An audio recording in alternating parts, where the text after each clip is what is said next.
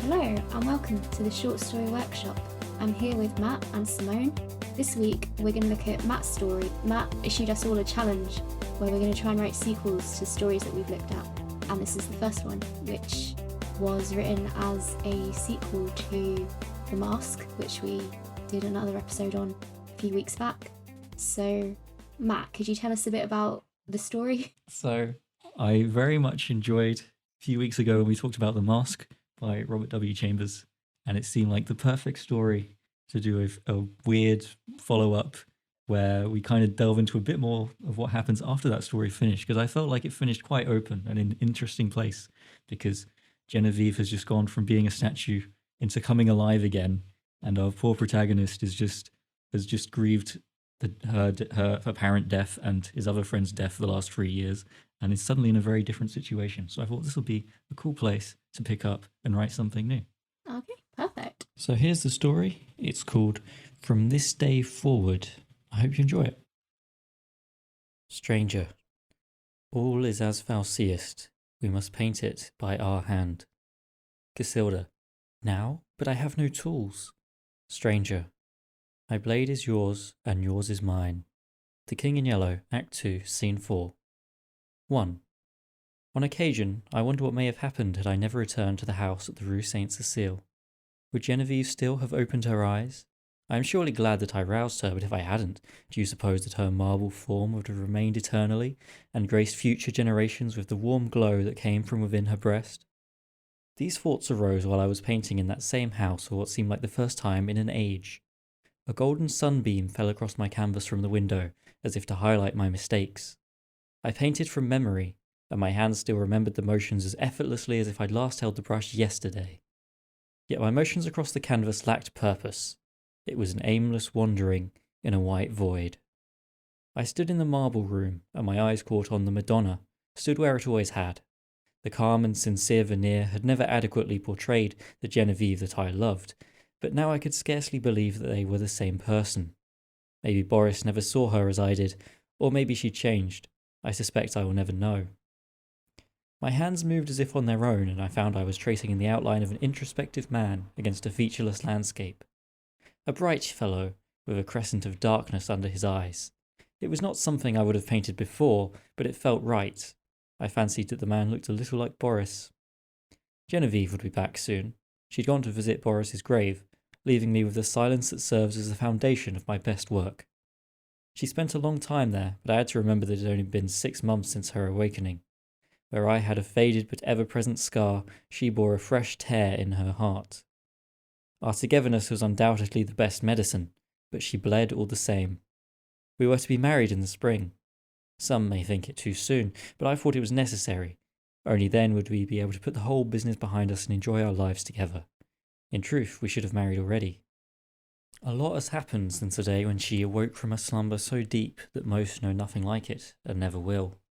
At first she'd been in a kind of daze. She took barely 2 steps towards me before collapsing, and I went to her aid, scarcely able to believe what I was seeing. After some time, a faint memory resurfaced, and I realised that the ghost of her fever had risen within her. Yet before sundown next day she made a remarkable recovery.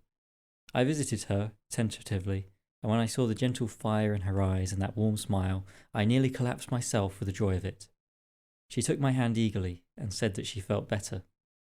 But you, Alec, what on earth happened to you? Have you driven yourself sick with worry over me? I realised that I must look a great deal older where she'd not aged a day. The thought embarrassed me, but it paled in comparison to the question that followed. How is Boris? Is he here? And so it fell to me to break her heart as James Scott had broken mine. The deed should not have fallen to me. If I could have summoned the ghost of Boris Yvain and forced him to explain himself, I would have done so in a heartbeat. 2.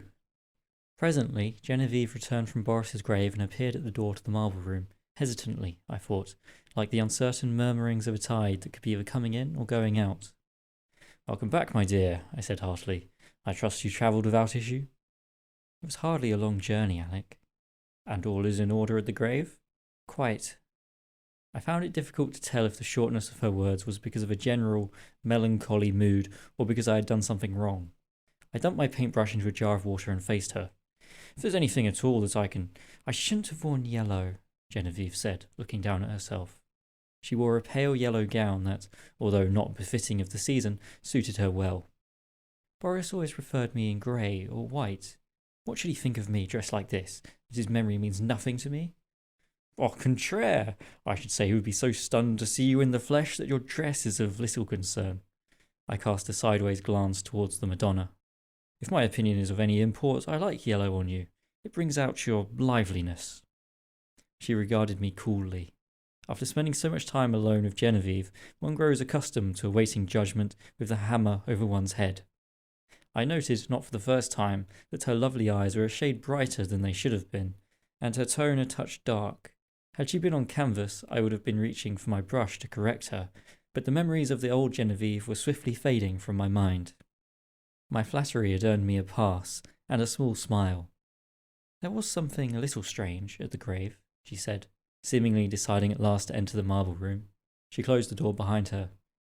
The Fates. Boris never finished it, if you recall. I remembered perfectly. His last work, a statue of 3 figures, remained incomplete.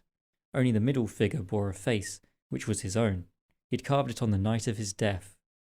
I examined it very carefully last time I visited the grave, Genevieve continued, but I never saw the features on the right figure quite as I did today. Maybe the sunlight touched it differently. I fancy that it resembles you. Moi? I wouldn't say so. It doesn't have any features to speak of. She shook her head dismissively. Do not concern yourself. It must be in my mind. She trotted over and then frowned at the canvas. Alec, it pleases me to see you painting again, but couldn't you have chosen a more suitable subject? I opened my mouth to protest. I had thought painting Boris would please her, but I looked at the canvas again and the words stopped fast in my throat. My palette was smeared with sunshine tones.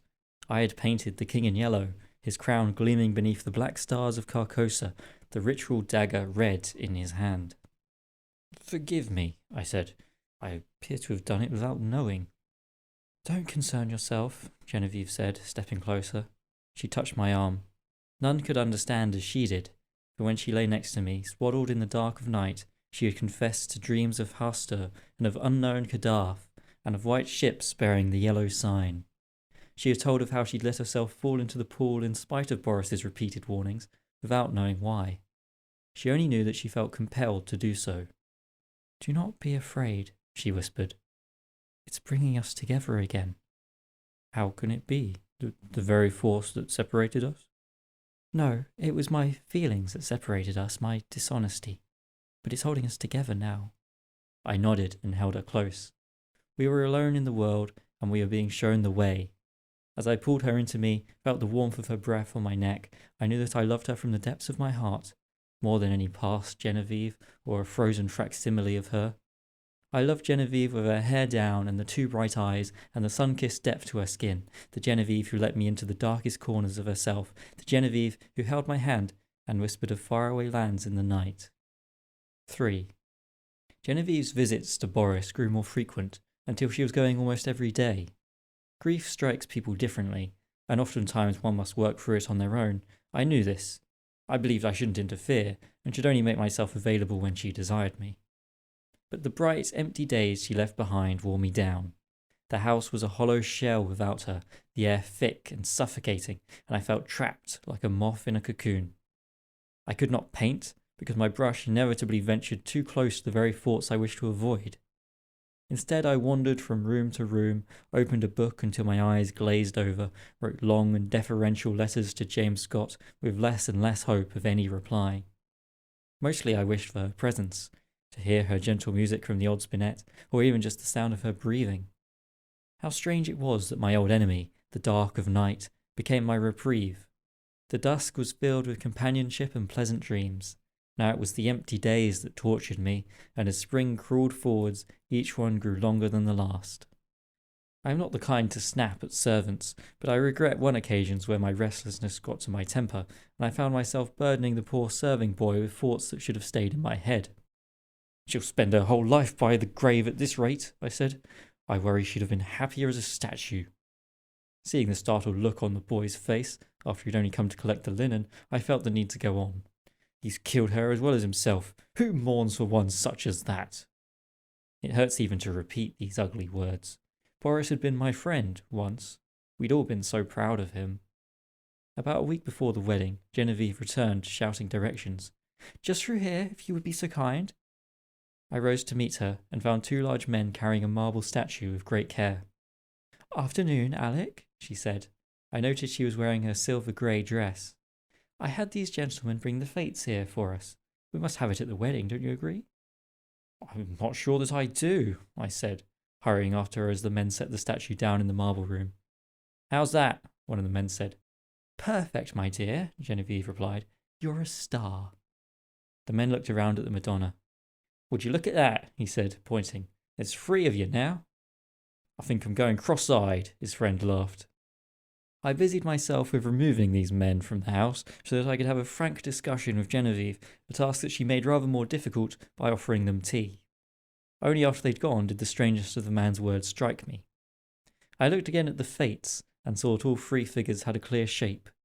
Although the details were not refined and the piece was still unfinished, I saw Boris in the centre, an approximation of myself on the right, and Genevieve on the left.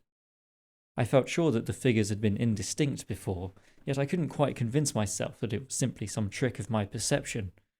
But if the statue hadn't changed, then my sight had. The rendition of Genevieve was quite different from that of the Madonna. All of the cool confidence in the Madonna's tranquility was gone.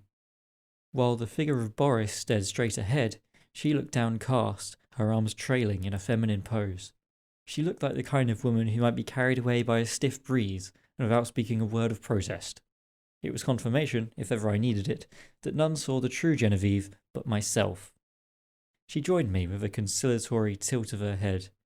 "Please don't be angry with me. I should have asked you." I felt that even if she had asked me, it wouldn't have made much difference. "I'm not angry," I said. "But I don't care for this version of you. You look sad." "Yes, well, it's been a long time since Boris must have made this. Perhaps part of him knew all along." I thought about mentioning that I'd only seen Boris's face on the statue before, but decided against it. It would only confuse her. "This way, he'll be watching over our ceremony," she continued. "I do hope it's what he would have wanted. He wanted us to be happy, didn't he?" He wanted Genevieve to be happy, I was quite sure. As for me, I couldn't say. 4. The day arrived, and not a moment too soon. Our circumstances prevented a large religious celebration, and there would be no grand ball or party. Most of Genevieve's acquaintances still thought her off in some distant land with Boris, and we had little family capable of attending. James Scott had seemingly resolved to cut all ties with me altogether. So the affair was as simple of a civil ceremony as one can get, with a small group of 4 witnesses cobbled together from neighbours and local businessmen. This was of little import. Our joining was primarily a symbolic one. There would be no dowry, and Genevieve had always treated me familiarly, as far as I could remember. The joining would ease our minds, and if it soothed the gossip of those around us in the process, then so be it. As artists, the conventions of society had never mattered much to us. Genevieve was dressing, and for women this process always takes longer than you expect, even after you account for that same idea. I was left to welcome our guests and make them comfortable. The council official, who I had generously compensated to come to us instead of the other way around, showed little interest in any of us. He refused any refreshment and met most attempts at conversation with snide glances towards the drapes, the servants, or occasionally his pocket watch. He did raise an eyebrow when he saw the Fates, and said, "That's you there," pointing to the figure on the right. "Très bien, très bien." He asked if I made the statue, and I said that I did not. He asked how long I had to pose for, and again I said that I did not. "C'est pas possible," he said. "No man knows another as deeply as that." I found this unsettling, especially since a stranger had recognised me so readily where I had once failed to recognise myself, and so I changed the subject. But the official returned to his disinterested manner, so I had him check all of our documentation so we might be ready as soon as Genevieve arrived. He pulled out a pair of spectacles and sniffed haughtily. Genevieve soon joined us, in a pale yellow embroidered with sparkling gemstones. There was no need for her to dress up in order to sign a contract, but I appreciated the seriousness she'd sown towards the matter by doing so. She greeted our guests with a winning smile, but when she joined me she seemed unlike herself. At a distance she was radiant, but up close I saw her eyes were shot with lightning as red as the sun. "I have the contract here, monsieur," the official said, sliding the document across the table, with another obvious glance to his pocket watch which he'd left out in front of him. I made sure we had everyone's attention, then bowed as per tradition and made to sign it. But the official was rooting around in his jacket pockets. "I appear to be missing a pen," he said, clearly frustrated. I do apologise, monsieur." "Here I am, finally ready to sign away my heart, and I have no pen to write with," I exclaimed, earning a nervous chuckle from the witnesses. Genevieve squeezed my hand. A moment later, one of the servants produced the necessary tool. I signed my name and passed it to Genevieve. From this day forward, there would be no looking back. She lowered her head, then hesitated, the tip of the pen half an inch from the contract. I felt a stab of fear, then calmed myself, thinking it must be normal to hesitate in such a situation. But then the moment dragged on. She turned to me, and the sun passed from behind a cloud. It lit up her whole face so it glowed and became almost blinding, her eyes two hard gemstones amongst the painful brightness, staring deep inside me. And she said, "Do you remember Act 2, Scene 4? And I remember thinking, why should it be this way, that we only ever look forwards? Isn't it unfair when the past seems so enticing? I see the same notion written in her eyes, and I give her my silent agreement. Beyond this, time passes in flashes, a haze of bursting sunlight. I felt a deep, rhythmic pounding inside my skull, the beating of a distant drum, and I remember the official's pocket watch cracked on the floor. Boris's eyes were cast into a shadow, one that stretched towards me. I remember a scream.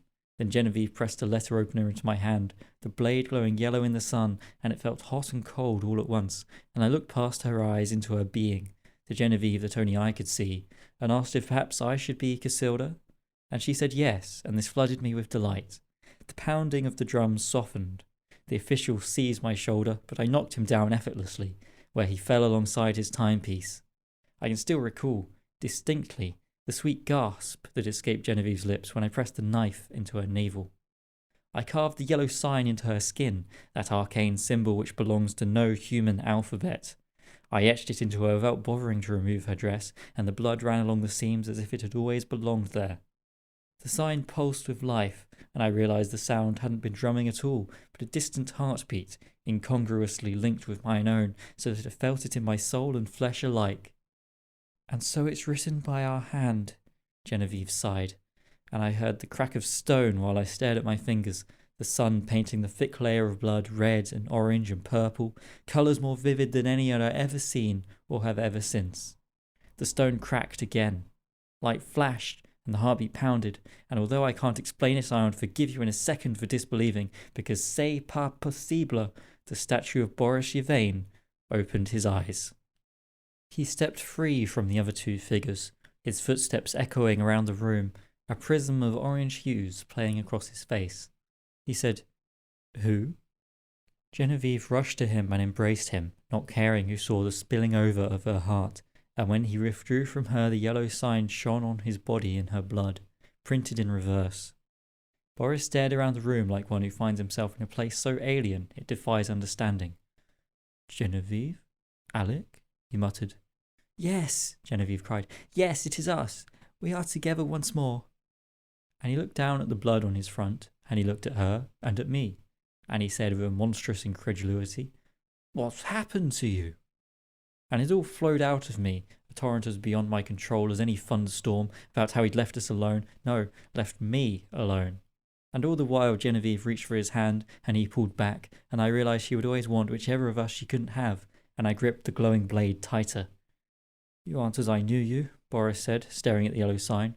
"This is witchcraft, yes, witchcraft." "How so, Boris?" I shouted. "Do you forget your own advice? Do not grieve so if she loves you. I implore you, do not grieve so. Can you feel it, how empty your words are?" I felt a giddy elation that brought me close to fainting. How many times had I wished for this, for my feelings to be spun into reality? But I saw Genevieve bury her head in her hands, and I saw that Boris bore no love, but only fear and regret, and it was time for it to end. Genevieve fell sobbing next to the broken pocket watch. The three of us had put on quite the show in our time. We'd had our moment of mad revelry, but it's all unravelling, and any attempt to stop it would tear the fabric to shreds, and so I let it fall apart in my hands. Some call it misfortune. I call it fate. 5. Sometimes I wonder about the man who wrote The King in Yellow. The rumours say he shot himself, but survived. Did he still regret the poisonous truths he spread around the world, or had the contagious nature of his so-called madness brought him an odd kind of companionship? A mad man is alone, but a mad world keeps turning. Whoever he was, he got one thing wrong. Just one thing. I paint within these four walls every day. I'm sure Boris has reclaimed the Rue Saint-Cécile for himself, and I'm sure that Genevieve recovered from the ritual, although I haven't seen her corporeal form since. She refused to see me. When I am not painting, I am dreaming, and I dream so often that I have lost track of which is the waking world and which is the imagined. I see Genevieve every night, and she tells me of faraway places that the ordinary man is blind to. We're beyond Hyades, Carcosa and Hauster now. We sail betwixt the many isles of Nephescurial, or walk within timeless Celophaes. Sometimes we are with a young child, the prince of the dreamlands. When the light bends just right, I think I see my father in him. Things are never quite as they were, and never will be, just as the way they are now will never be again. A mad world keeps turning, and won't even stop for the Queen. Whenever she speaks of the three of us together, at the house in the Rue Saint-Cécile, it is like that of a past life, a happy, distant place that no longer exists even in dream. I paint her, over and over again. My walls will become a collage, the natural climax of my life's work, because like the author of The King in Yellow, I have seen things no others have seen, including the one thing he got wrong, which I shall call attention to in the title of my masterpiece. She is, will be, and has always been, the Queen in Yellow.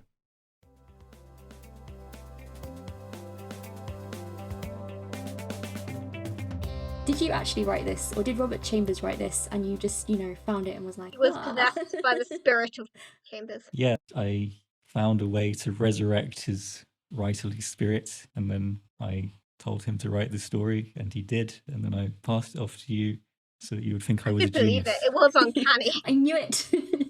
Anyway, what I'm trying to say is this: my impression of this story is, oh my god, this is so close to The Mask in the character's voice, the way that it's structured, the way that it's written. I could believe that Chambers wrote it. You did an amazing job. I am now like, I'm never going to do such a good job. No, I'm not. Mine's just going to be a very Simone continuation, while this is like, oh, it's the actual author, okay. Yeah, Matt's pioneered the Frankenstein technology to bring authors back from the dead. My god. Oh, thank you. You're too kind. I'm sure if you look deep enough, you will find things that are not quite that's right. the same with anything, though. Like, if I looked deep enough into Chambers' style, I'm sure I'd find things that I didn't think were quite right. Yeah, writers' styles, don't they change all the time? Don't you find that as you write more, you learn more, and therefore your style sort of changes a bit? And, like, trying to come back to a project that you wrote a long time ago, you almost feel like you're parodying yourself sometimes. It's been so long. Like, you have to try and remember your own world. It's like fanficking your own universe if it's left too long. I feel like you talk about authors' styles changing. I almost feel like we should get more authors that pick their style to fit the story rather than just having one style that they do best. I mean, that's because you're very good at and very conscious in the way that you pick your style. Some people, aka me, just write and it comes out how it does. So it's like, it's quite skillful actually to be able to pick your style, I think, by the genre you write in rather than just writing the story and hoping for the best. Well, I mean, it's something I've practiced because I thought it was important, I suppose. I mean, I agree it's important, but I do wonder how many writers think about tailoring versus they write the story that they're interested in writing and don't really think about changing their style specifically. There are so many like workshops and exercises, etc., on finding your voice. It almost feels like people don't want to necessarily change the way they write all the time. Not saying that's a good thing, just think your approach is interesting. I mean, people don't just have one voice. Though. I always found this a bit of a misnomer. Like, you have a different voice for working, podcasting, doing all kinds of things. People have different ways of acting in different situations, so why should writing be different? That's true. But also sometimes you can tell who someone is, regardless of what they're doing. It just comes across like some people aren't good at adapting. Like, you need to be taught how not to write like you talk, for example, when you send emails, for example. It's very much a learned skill, I think. An impressive one, but still a learned skill. It makes me think you've got a really deep understanding of like the nuts and bolts of everything that makes up a story. Like, you're deep into the way the prose works, the way they build character. and setting. Yeah. You have to know what you're doing, like technically it can't just be that you want to tell a story. Be able to switch your voice. Also, I think it shows that you read quite widely because you are conscious of the different styles and techniques that go into different genres, which is a good thing because, of course, a lot of writing advice is if you want to get good, read more. Yeah, probably important to read in the genre you want to write, but every fantasy story is probably going to have a romance like scene in it somewhere. So then you need to learn how to do romance properly, you know. Reading a wide variety of things is always going to help you. Also, because it can give you more ideas, because you've got more genre blends to work with, and just a more varied, I guess, toolkit to reach for. That's why this podcast is good because we look at such a wide variety of stories, from horror to fantasy to fairy tales to whatever Raffles is, heists, criminals, don't know. You know, would you say like the variety of stories we've looked at on here have helped as well? Yeah, definitely. I mean, one of the advantages of doing this collaboratively is that you guys have suggested stories that I wouldn't really have looked at on my own, and then that's taught me different things. Yeah, same for me. For example, I've never really been that into fairy tales, but having a look at the way they do like really streamlined plots is really interesting to me. And I don't know how that's going to manifest in my writing, but maybe at some point I'll do something in that vein. Cool. So, out of all the stories we've looked at, why did you choose The Mask to write a follow up to? I suppose you did kind of answer this in the intro a little bit, but There are many reasons why it had to be this one. But I mean, obviously, I really liked the story. It had quite an open ending, which I thought was interesting. And specifically, it had an ending that made me want to know what happened next because it's framed in such this weird way where Genevieve suddenly wakes up and you're like, oh, that's good, I think. And then you have to try and piece together what on earth this means. So I thought there was so much potential there for something new. And also, it's in this genre of weird fiction, as they call it, that Lovecraft's in as well, which I quite like, but I've struggled to write well. I've tried it a few times and something always comes off a bit flat. So I thought maybe by trying to do a sequel to an existing story, it would be a bit easier and I could kind of get into the flow of the original and that would help me create something new and it would work and fit in the genre. And then it would teach me how to do something original in the same genre as well. And I have learned a lot, I think, from doing that. so what is weird fiction? So it's most widely known for H.P. Lovecraft's work. I like Thomas Ligotti's definition, which is that it's framed around an unanswerable question. So, for example, in this series of stories from The King in Yellow, it is the fact that we can never know what the actual fictional play, The King in Yellow, is like, or what happens in it, or why it drives people crazy. And it's kind of centered around this fact. And the stories are often quite gothic. They have themes of like insanity or things that are almost beyond human understanding in them. That's the main idea of weird fiction to me. Okay, that makes sense. It's just I hadn't heard that phrase before. I think you put it on the title of The Mask, and I was like, what does this mean? There's also the idea that weird fiction radically reinterprets ghosts, vampires, werewolves, and other traditional antagonists of supernatural horror fiction. Yeah, it's a spin off from the Gothic stuff. Edgar Allan Poe was very much a precursor. Like it's the idea of coming at this thing in a unusual way. Like, well, I mean, yeah, in a weird way, given the definition and the title. Is that clear? Yeah, that's clear. Makes sense to me. It is a genre which centers around that unanswerable question and usually takes supernatural elements and twists them a bit to make them stranger than they already are. Would you say Yeah. that's right? Yeah, that's Cool. the gist of it. Cool. So, given how like uncannily you captured Chambers' style, what was, I guess, the easiest thing about his style? The easiest part for me was getting the rhythm of the words right. I don't know why, but just finding the flow of the sentences because he uses quite long sentences and longer than what you would find in most modern fiction. I think we tend to prefer shorter. Obviously, a very generalized statement, but generally, he used quite long sentences, and I found getting into that rhythm quite easy because I'd read a lot of his work and I'd really thoroughly digested it, and so I could kind of repeat it.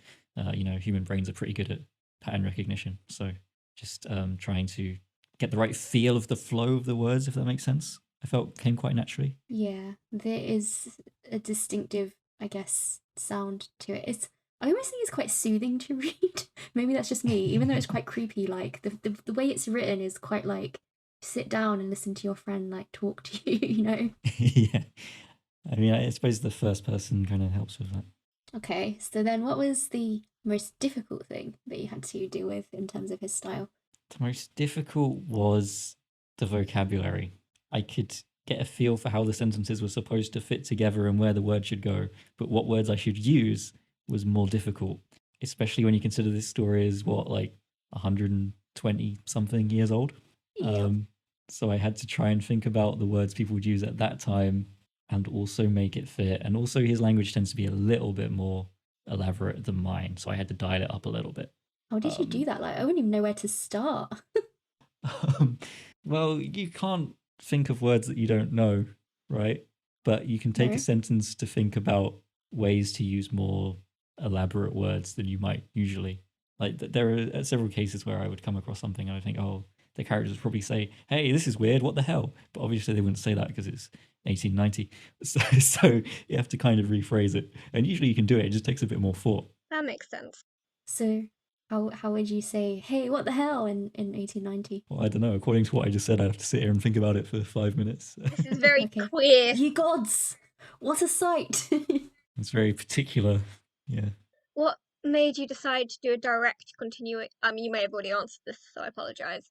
But whenever I'm adapting something, I always find it interesting to see if people choose to do a direct adaptation or like kind of direct continuation, or I know you didn't have to set it in that time period. You totally could have done a modern version and got away with it still being a sequel connected by the King in Yellow. Why did you want to do direct follow up? Is it because of the unanswered questions in the original that you mentioned earlier?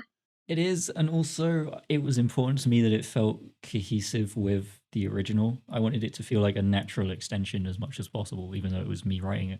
So I wanted to keep as much the same as I Makes could. sense. Were you attached to the characters at all? Yes, I love the characters. They're so good. Alec phrases things in such a strange way sometimes. He comes off as quite aloof, even though he clearly thinks very seriously. I quite like that. I find that relatable. And Genevieve is also quite real to me. She has this real emotional drive to her. I don't know. I've seen people like that before. I think who don't necessarily think so much as Alec does, but they just kind of follow their gut feelings. I mean, I agree. I think it's interesting that it's the female character who's emotionally driven, but I wasn't gonna call up on that given it was written many, many years ago when traditional gender roles were not being as challenged. I think it's a win she's probably a major character role. Like, I do think that the story would be very changed if it didn't have Genevieve in as imagine if you switched the gender of Genevieve. I feel like that would change the story. It would, yeah. Like, it's interesting. You couldn't have the same character, and I know we live in a time where it's like gender doesn't matter, but also you also can't pretend it doesn't affect your socialization. So Yeah. I mean, you could write a version of the story where Genevieve is male and it would work and it would still be a good story. But yeah, of course it would be different. How did you choose which elements to expand on? Because the fate statue seems a sort of minor footnote, like just a little something weird in the mask, but you kind of bring it to the forefront in your story. Why did you choose to do that? Right. So, as I mentioned, I wanted to keep as much from the original story as I could so it felt cohesive. And for me, the fate statue is in a bit of a strange place in the original story. Like, it doesn't really have much of a purpose. It's kind of just symbolic, I suppose. So I wanted to turn that into something a bit more important. I suppose it does make sense given that there's three figures and there's also three major people characters in the story. and the whole idea of fate as well. Yeah, I think where I ended up, where the three figures in the statue represent three characters and it being an expression of like fate and destiny or whatever, is pretty much what Robert W. Chambers was aiming for. I've just made it a bit more explicit, at least I hope. Yeah, I thought it was used really well. What made you decide against using the whole alchemical background of, being able to turn creatures into stone? This was an interesting question because I thought about it quite a lot. It's where I would instinctively go with that story, so I'm curious why you didn't. Yeah, there are a few reasons. Firstly, I wanted to focus on the relationship between the characters a bit more, and I felt it would have been out of place for them to just rediscover this solution, especially because they go into great detail in the original story, explaining exactly how everything related to it was destroyed completely. Fair. And although, like, in this kind of story, you can bend logic a bit, like, the stuff in this story doesn't really make sense, that I think that would be a bit too far, especially since none of the characters really have a good motivation to try and bring this thing back. Makes sense. I just loved it as an idea. It was Boris's baby. Boris did the die. Boris did Do you do love the that? die. I did love that line where he says, "If I could bring Boris back to explain it, then I would," or something similar to that. Yeah, I was trying to frame their kind of different reactions to Boris's suicide because I think Genevieve sees it as kind of tragic and kind of her fault, and Alec is just mad. Yeah, but you would, wouldn't it? Like when it's your husband and they killed themselves after you threw yourself in a pool. It's not the same as like, yeah, I was sick off in the other building. Yeah. I mean, it is her fault, Like really. it's totally her fault. I mean, not totally because, Boris has his own agency and all that jazz, but It's kind of implied that the King in Yellow made her do it, or at least that's what the angle I was aiming for, because I thought that was the only way I could save her, really. Okay, so speaking of Genevieve throwing herself in the pool, it wasn't really made explicit that she did that in the original story. So you kind of made it obvious that's what she did in this story.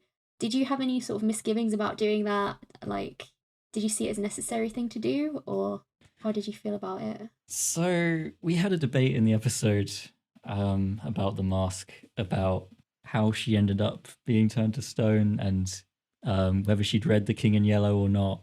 And I thought about it for a while, and I decided that to suggest that she just didn't know and just went for a swim is quite insulting to the intelligence of everyone involved. I agree. So I had to go from then that she must have known, and then I didn't really like the idea that it was just a really strange way of committing suicide. It didn't really feel like it fit her character. So then I thought, well, it must be that she's a little crazy, which makes sense with the rest of the story, and the King in Yellow has done it to her. So I kind of rolled with that, and it's I felt like I had to address that up front for a couple of reasons. I mean, you could have done a story where the central question is Genevieve crazy? Did she come back normal or not? And that's you're kind of tiptoe around that point, and that's your main idea. But I didn't want to do that. And I think the main reason is because I wanted to keep this still kind of a horror story. It felt like it belonged in horror territory. And if when you're doing horror, you just want to get that stuff up front. You don't want to tiptoe around these questions. You want to be like, no, this is bad, and you want to build that sense of dread, because if you know they're both a bit crazy, you know things are going to get bad very soon, and that's horror in a nutshell, right? Yeah. Okay, so you did it so that it was obvious that she was still a bit, was a bit nuts, still is probably a bit nuts, and used it to kind of build up to the fact that something not very good was going to happen. Yeah, and I felt like the ambiguity didn't really help things very much, because at least for me, once I thought it through, there was like a clear interpretation, so I just decided to roll with it. And I like to think I've added a bit more ambiguity in other places anyway, so Ooh, which places do you think you added ambiguity in? most of the character, mostly the very ending, because we don't really know, even in the very last scene, we don't really know where Alec is or what's happened to him, because he goes even crazier. And the other characters as well, we kind of get an idea of what their attitudes are and what happens to them, but we don't get the full picture. I wanted to leave like exactly what happened to them a little bit open. That makes sense. Yeah, I guess you also picked up the ambiguity thread in that scene where, well, from Alec's perspective, it seems that Boris has emerged from the fate statue and is walking around and talking to them and alive again. Now, I'm going to assume that is not what happened and that he has gone mad because he read The King in Yellow. I guess, is that kind of what you were going for?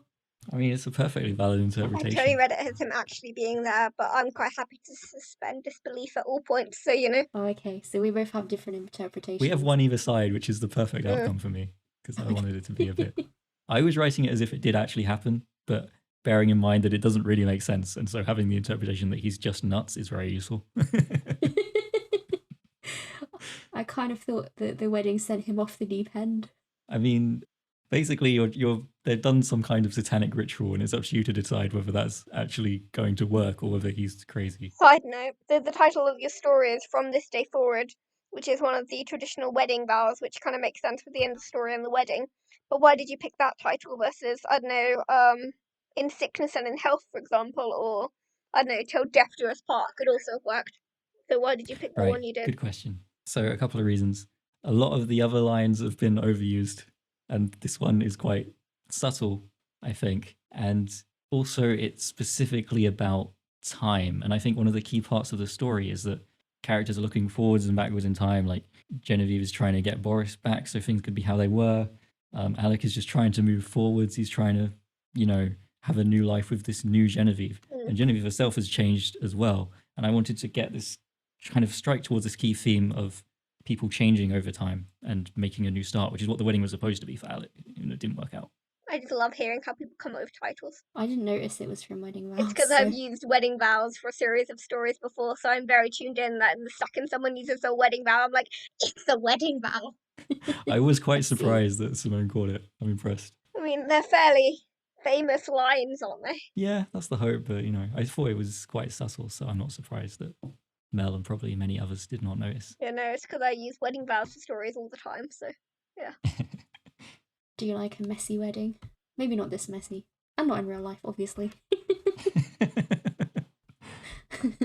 feel like it's become such a trope for weddings to go horribly wrong that I can just mention that there's a wedding and people are like, oh no. Yeah. I remember, I have no idea what actually happened at the Red Wedding in Game of Thrones, but I remember it being a whole thing people were mad about. I mean, that was a fairly epic episode, actually. Like, Game of Thrones had its poor episodes, but that was... Okay. They're also pretty much like a focal point in a lot of soap operas and things. Usually there's some sort of messy wedding going on in EastEnders, for example. Like, I mean, they're a good way to get all your characters together in one place, aren't they? With high emotional stakes. Yeah, I'm not sure what my favourite messy wedding is. Someone getting shot is always fun. Or maybe like the one where they ended up rolling around in the mud screaming at each other for a while. That was good. I got so angry at the one in Buffy that I had to storm out and take myself on a walk like an angry toddler. What was that? Anya and Xander. Yeah, that is a rough episode. I was nearly in tears and Carrie's like, it wasn't that bad. I mean, it was quite bad. Anyway. So, what aspect of the story was most fun? What was the bit that you absolutely loved writing? I loved writing every part of the story. Let me think. I particularly liked, once I got into the right mindset for writing this kind of story, I found it quite freeing. I suppose because I usually work in fantasy, and fantasy sci-fi is very much about, okay, here are the rules of the game, here's how everything works, now let's have fun with it, and then you come up with ways to bend the rules a bit, and then that's kind of how those stories work, at least modern fantasy. But this is something very different, where there aren't really any rules. It's more artistic, anything goes kind of story, and that was very different to me, and it was quite fun. It meant I had a lot more freedom to really hit the themes that I wanted to cover. So it was kind of nice not to feel like you had to use as many tropes, I suppose. Yeah, and I wasn't as hemmed in by stuff that had to happen. Like, I mean, like you mentioned Boris coming out of the fake statue. It doesn't make any logical sense. Clearly wouldn't happen in any scientific world. But because we don't understand the King in Yellow, and because we don't know if Alec is a normal person or nuts, it fits to the story, so I can do it. Did enjoy that scene. I thought you maybe enjoyed the random French, because I did. Oh yeah, that was very fun. Gratuitous French. What? Okay. Also, I'm just gonna, this isn't in my questions anywhere, but I'm just gonna add that I really liked the ending where it turns out Genevieve is the Queen in Yellow. That's so cool. Feels like a perfect addition to the original. Thank you. I don't really have a question about it, I just liked it. No, I thought I needed just a little stinger at the end, and that seemed like the right thing to end it on. Yeah, you could easily have ended it on the previous scene, I suppose, but we go back to Alec in his... I mean, I assumed he was in jail, maybe, or some kind of asylum. Just painting the Queen in Yellow over and over. So pretty creepy. Well, it's creepy, but it's also just showing how it's changed him, and that he's also become just like Genevieve and is just looking backwards. Okay, so I guess, what have you learned from the sequel challenge, or maybe your top thing you've learned?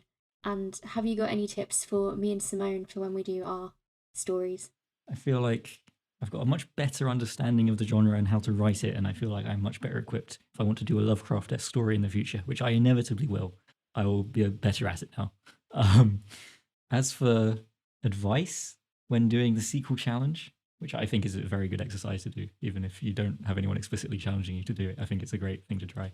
Yes, listeners, if you want to try, go for it. Send us your attempts. Yeah, that would be fun to read some.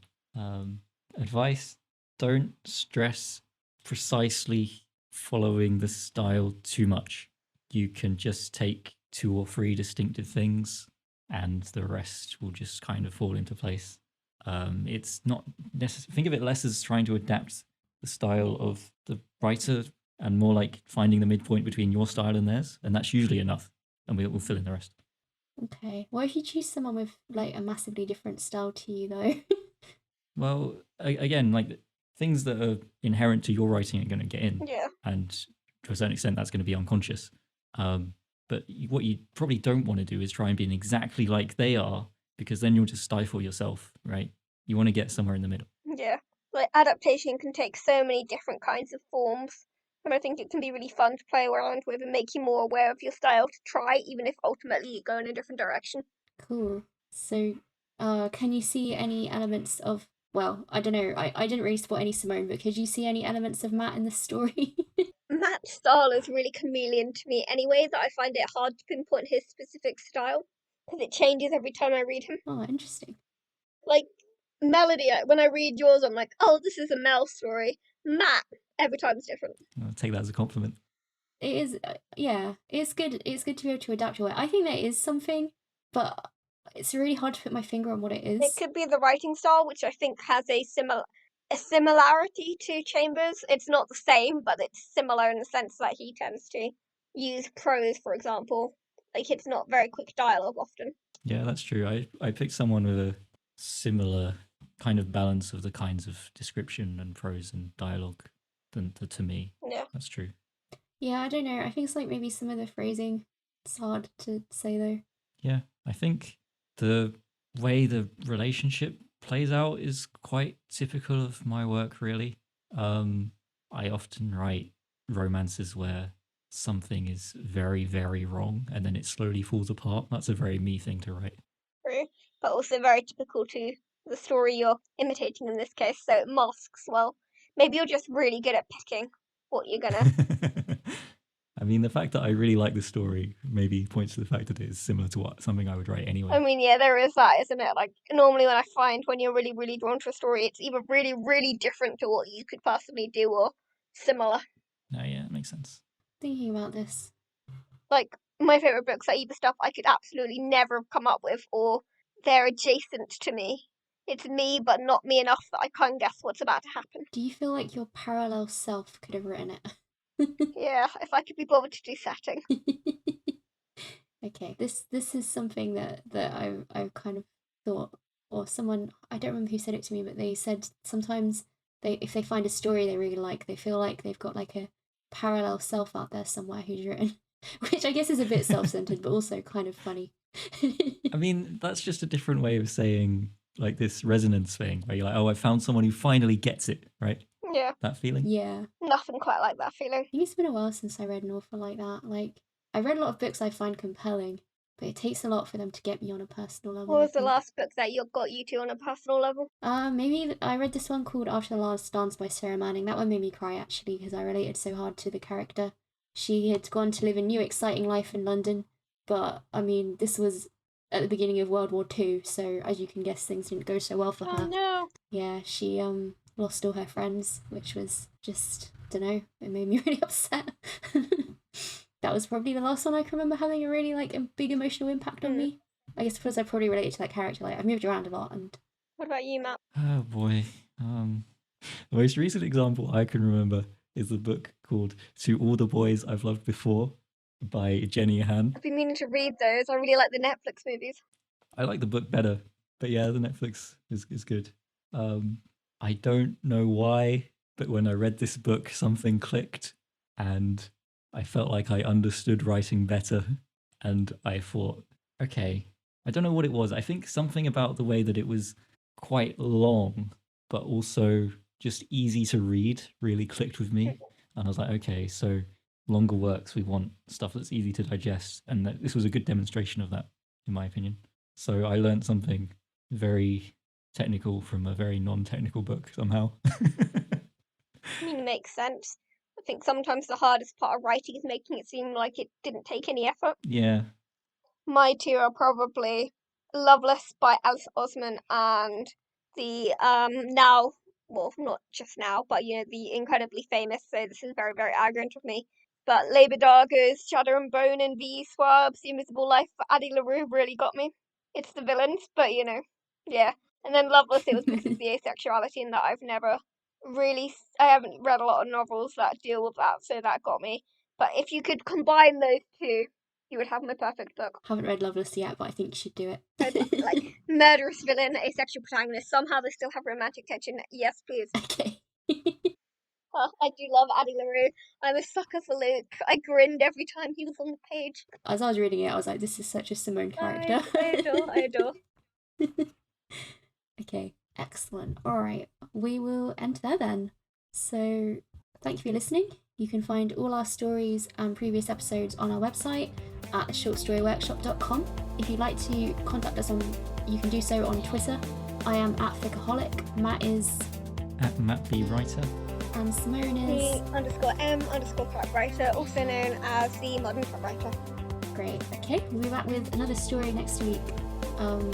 If you do want to write a sequel to any of the stories we've previously covered, we would love to see it. And do look forward to Mel and Simone's attempts to write sequels in the near future. Gay vampires, anyway. Thanks, you mermaids. Yeah, thank you for listening and goodbye.